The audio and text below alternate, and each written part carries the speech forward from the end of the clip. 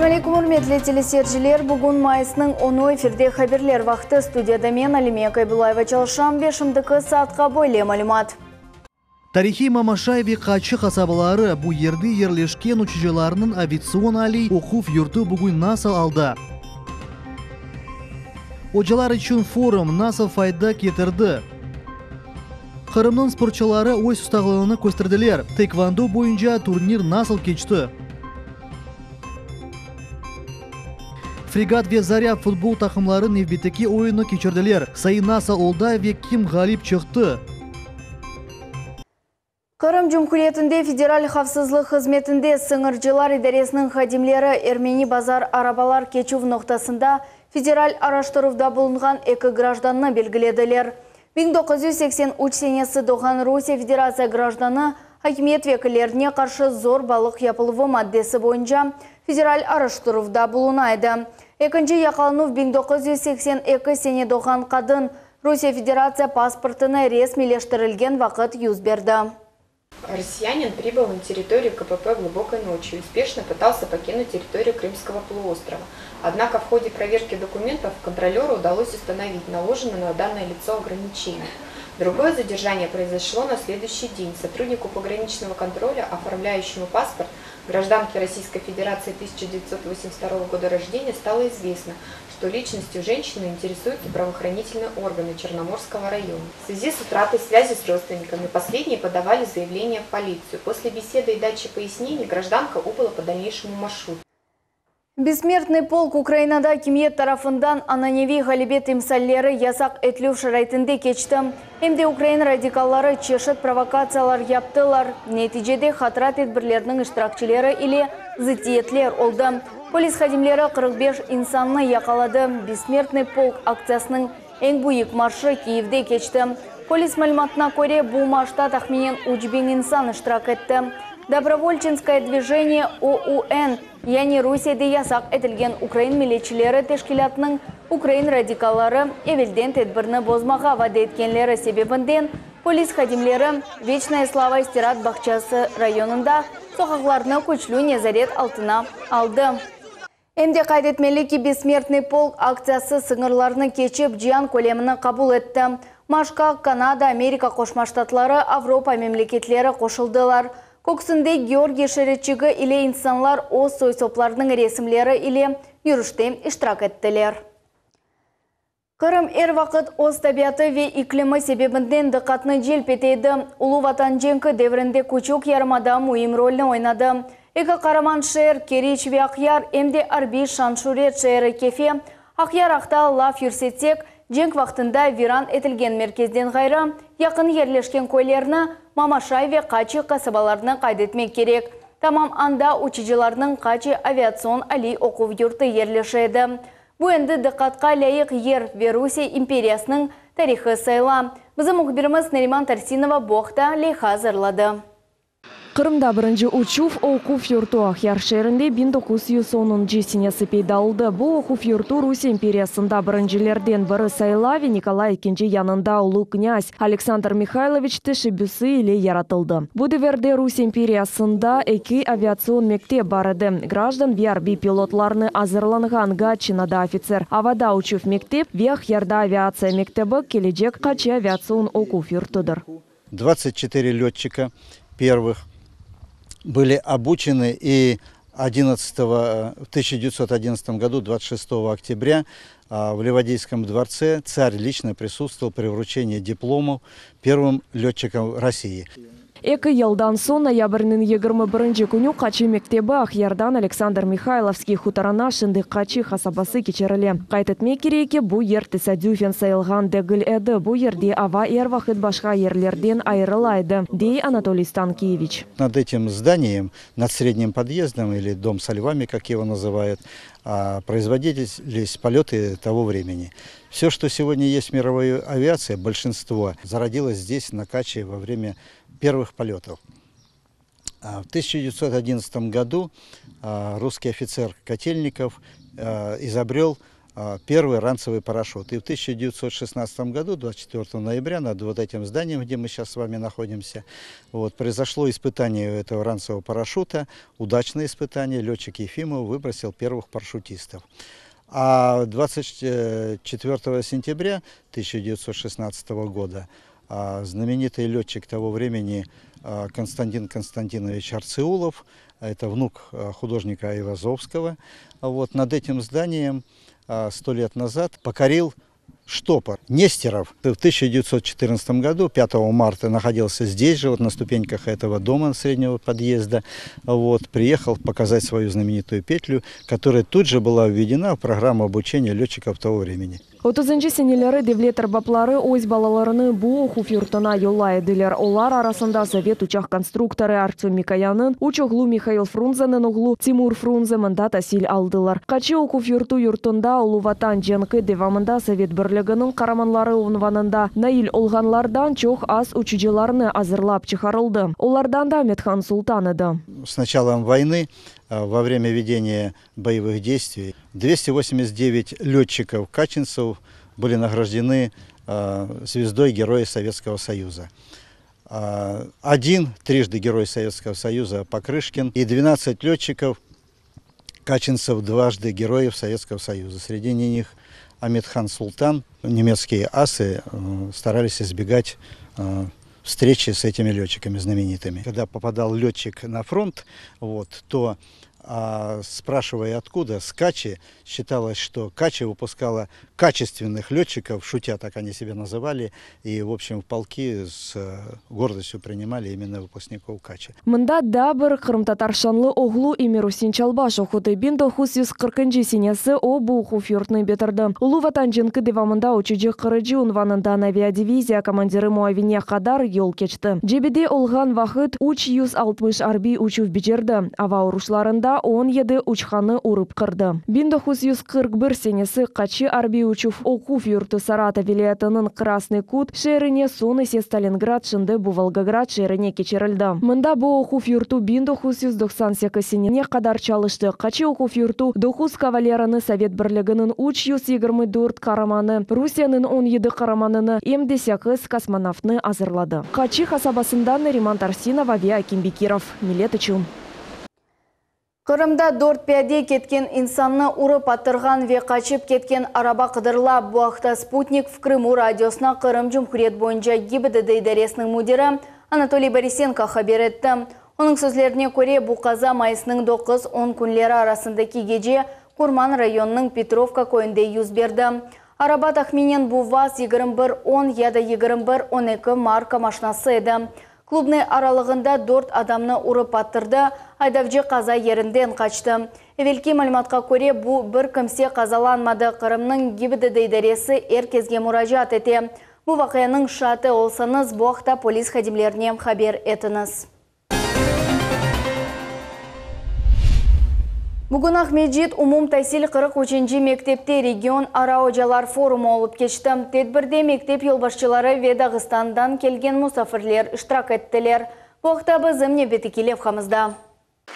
Бұл форум Русия Федерацияның чеші түрлі субъектлерінің оджаларына маариф тәжірибелерінен пайлашмаға ве олған мәселелеріні музакере етмеге имканы бере. Магомед Бахтияров Омаров адына чоқ жемиетлі Черкей лицейінің мудирі. Дағыстан Қырым Жемхуриетті ишбірлік тізмек үшін келді. О білдірді ки келечекті Қырым мектеплерінің мудирлерінен сық қонушмаға планлаштыра. Бұндан да ғайры мектеп тәлебелерінің Дағыстанға кетіріп экскурсиялар кешірмеге ве соныра өз тәлебелеріні ярымадаға кетірмеге ниеті бар. Самая главная задача, я считаю, что вот такие встречи – это знание других народностей, национальностей, чтобы дети подружились с другими школами. Например, вот в Крыму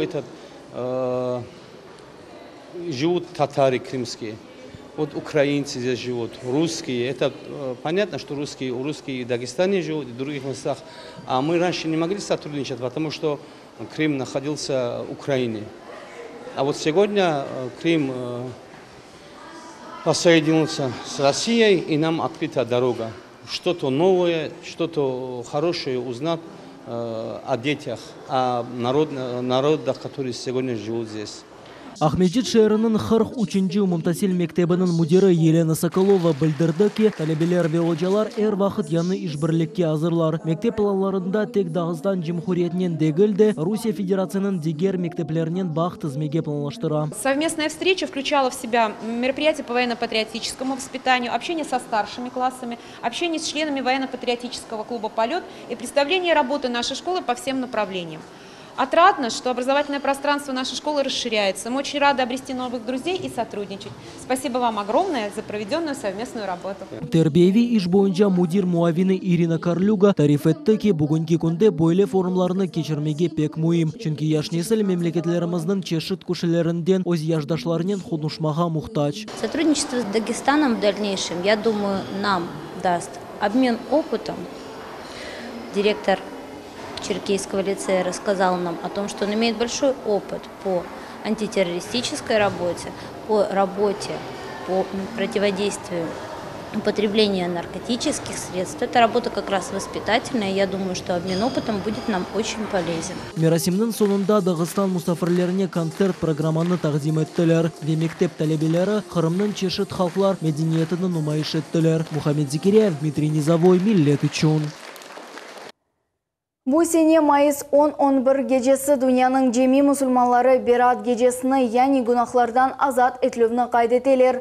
Бу геже мұсылманлар өлгенлерінің хатырасына дуалар оқилар. Лялят аль-Қадыр, яни Берат гежесі Құранда мұқаддес геже деп қайдетле.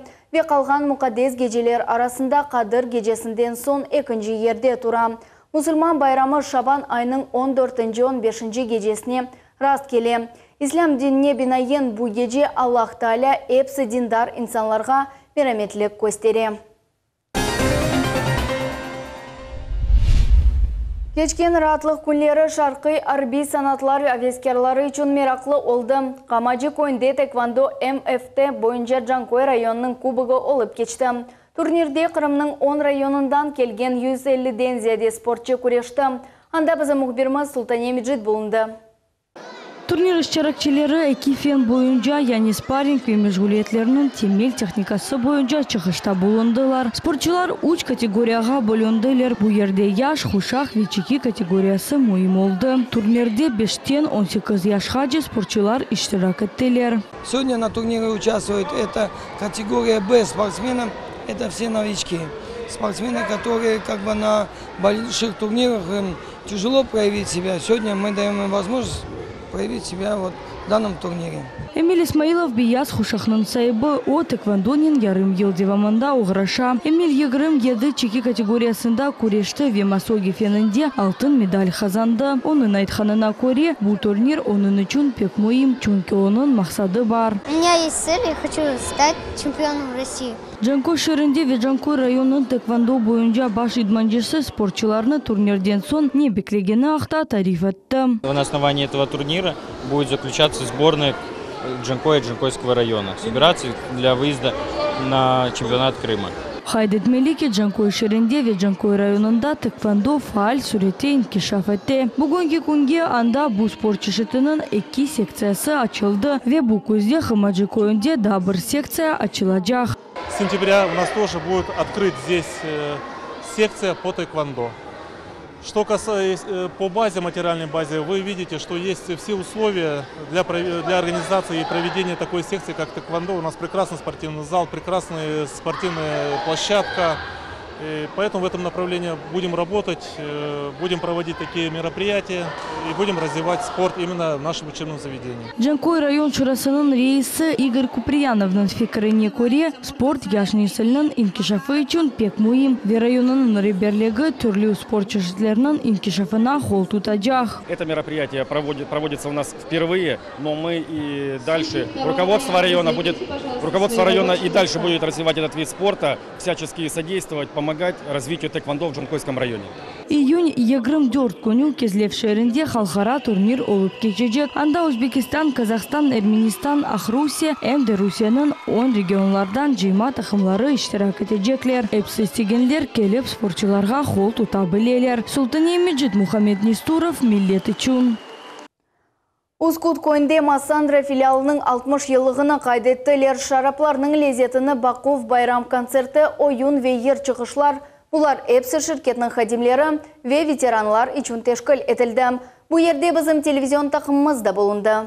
Ускут көйінің территориясында Массандра филиалының доған күні бойле севейді ил кере қайдетелі. Уюнлар, ерлар, вехайырлар, чықышлар. Айнамында Массандра Мойсесінің 2,5 бин иш хадимлерінден 170 çalışа. Генераль мудир Янина Павленкованың сөйлеріне көре, Ускут совхозы әрдайым бірінші сыраларда болуна.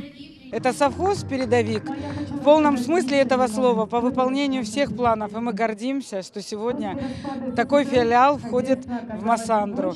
И те обновления, которые сегодня происходят в целом на Массандре, они касаются и филиала «Приветная». Филиал яратылғандан берлі юзунун Мадера, Портвейн ве аш чешетлерінен белі. 90-жы еллары мускатель чешеті де қошылды. Кечкен сене есе хору шарапларда пейда олды. Юзумжелікні бақып өстірмек қолайдегі лекен. Бүтін ел девамында совхоз хадимлері она чоқ вақыт айыралар. Мы занимаемся обрезкой винограда. Потом переходим к ремонту шпалеры. Это установка упавших столбов. Натяжки проволоки. И после этого мы начинаем подвязывать виноградник к шпалере. После всего этого мы начинаем обламывать виноград от ненужных побегов, которые просто забирают питание у этого куста. После чего начинаем зеленую подвязку. Подвязываем длинные побеги к проволоке. Тем самым, приводя их в идеальный вид, виноградники у нас становятся похожи на стенку. Филиал хадимлері хайдеткенлеріне көре, энбеген ишлерден бірі бұ юзум жылывыдыр. Мне нравится весь вид работы, но особенно нравится сбор урожая, потому что виден на протяжении года, видна наша работа и виден результат. И мне нравится сбор винограда, потому что видно наши труды за целый год. Смотришь и получаешь необыкновенное удовольствие. Бу яш шарданы юзум тереклері олар 10 гектар территориясында ерлеші. Олар кечкенсене отыртылды. Варде есе деміртіремелер ерлештірілді. Бу тереклерден юзум алмақ үшін оларны 4 ел бақып өстірмек керек. Шымды Ускут филиалына 300 гектарлық ер баха. Мутехасыслар білдіргенлеріне көре бу сене юзумның бол берекеті бекленелі. Как вы видите, виноградники у нас ухоженные. Это всегда между ранняя вспашка и летняя на 10 сантиметров культивации. Это мы делаем где-то около 5-6 раз за весь сезон. И вот с этого поля мы будем иметь где-то 65-70 центнеров с 1 гектара. Кечкенсене филиал эн балабан берекетні топлады. Ускутте ерлешкен Массандра филиалы юзумның 20 чешетіні асырай. Олар эки яне аш ве техник чешетке бөлінелер. Техник чешетлерінден шарап япыла. Мойсеседе шарапны сақламақ үшін мағазлар бар. Перед закачкой дубовая емкость обязательно моется, пропаривается. Лаборатория проверяет, делает, микробиальная лаборатория смотрит, чтобы ничего постороннего не находилось. И только после этого бут закрывается и в буты закачивается виноматериал. Хайдетмек керекке Хырым Русия эркенена керген сон араба тракторлар бутюнлерген лаштырылды. Эмде шарап заводында савутларның капиталь тамыр ишлері кечерілді. Султане Меджит Рамазан Аливапов, Миллеті чун. Улу Ғалибек Уну черчевесінде Ахмеджит районында футбол бойынша чемпионатның финалы олып кечті. Фрегат Вейзаря футбол тақымлары районының чемпионат кубығы оғырында көрештілер. Тақымларнен бізім ұғбіріміз Султане Истекаевада таныш олды.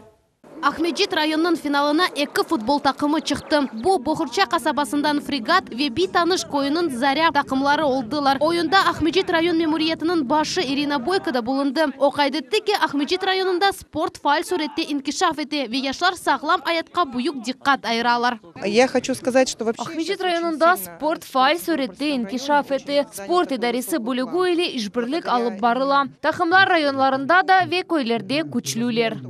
Ахмеджит район футбол федерациясының рейсі Сергей Петрукевич финалға шыққанларды хайырлап 24 тақым арасында айны бойы тақым ең яқшы нәтижелерін көстергенлеріні қайдытты.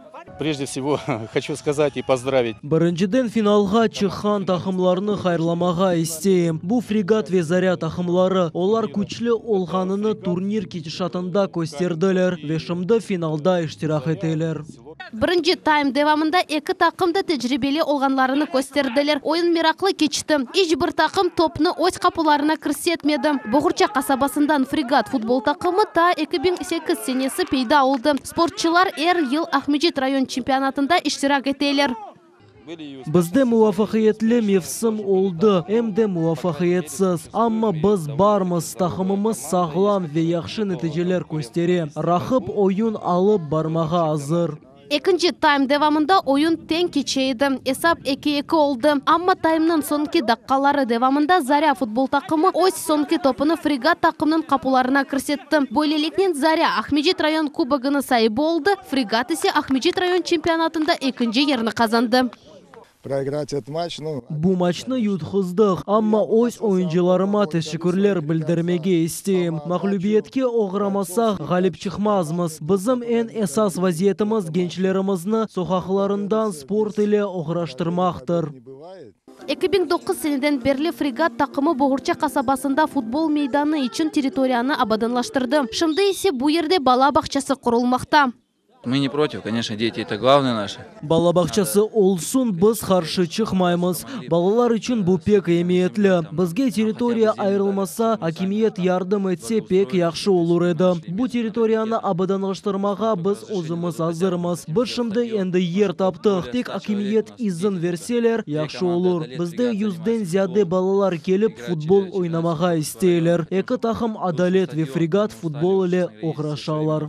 Бүгінгі күнде футболчылар өзлері үшін да бір мейданны сечтілер. Олар оны да абаданлаштырып, севімлі спорт чешітінен оғырашмаға азырлар. Подобрали кусочек земли. Біз ер таптық, шымды бұл ер бош. Бізге оны берселер яқшы олыр еді. Абаданлаштырып, біздің баларымыз футбол иле оғырашмаға имканлары олыр. Футболчылар үміт етелер ки, яқын вақытта олардың өз футбол мейданы пейда олыр. Олар идманлар кечіріп, гүзел нәтижелер көстермеге азырлар. Султания Сидакаева, Рамазан Аливапов, Умер Мустафаев, Миллет үшін. Қызылташ футбол тақымы Ақяр шерінің жима тақымыны техник ғалебе иле еңді. Ақяр ве Қызылташ футбол тақымлары арасында ойын кечмеді. Чүнки Ақярның жима тақымы өз карточкаларыны тақдым етмеді. Бұл себептен ойыншылар ойнамақ үшін рұқсат алмадылар. Команда не предоставила карточки. По регламенту данная ситуация расценивается как техническое поражение сборной команде города Севастополя и 3-0. То есть Қызылташ технически одержал победу, соответственно, и получил свои 3 очка сегодня. Приехали зрители, всем хотелось футбола, но, к сожалению, есть вот такие вот регламентные вещи, которые необходимо соблюдать.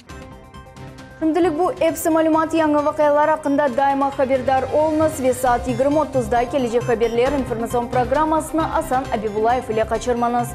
Біз иле олыңыз көршме күзірем сағылықнен қалыңыз.